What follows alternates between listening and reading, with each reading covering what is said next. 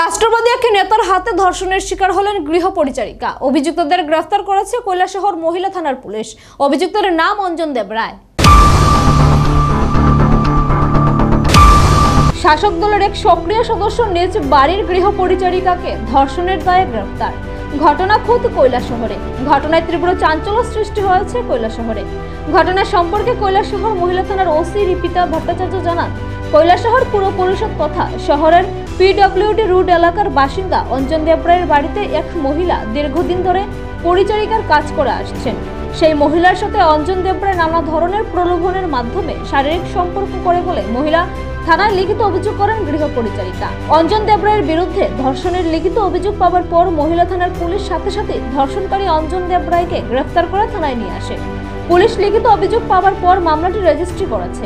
মামলার নম্বর হলো KLS/WPS/01/2025। তার বিরুদ্ধে 126/2/64/2 M/74/115/2/351/2 BNS ধারায় মামলা লিপিবদ্ধ করেছে মহিলা থানার পুলিশ।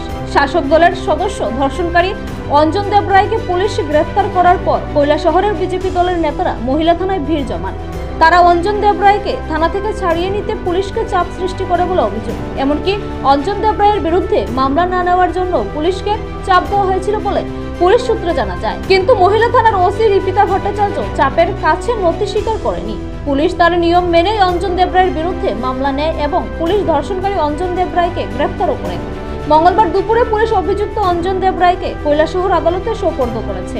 বিজেপি দলের সক্রিয় সদস্য অঞ্জন দেব রায় গৃহ পরিচারিকাকে ধর্ষণ করার খবর সামাজিক মাধ্যমে চাউর হতেই কৈলাসহর এলাকায় ধিক্কার রব উঠেছে।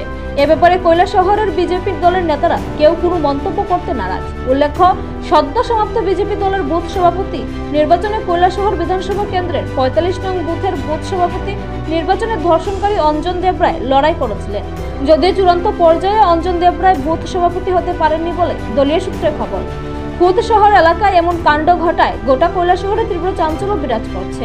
আজকে আমাদের কাছে একটা কমপ্লেন আসে যে বাঁধেরপাড়া এলাকার একজন মহিলা, উনি এখানের পিডব্লিউডি রোডের অঞ্জন দেব রায়, ওনার বাড়িতে পরিচারিকার কাজ করতেন গত বছরে।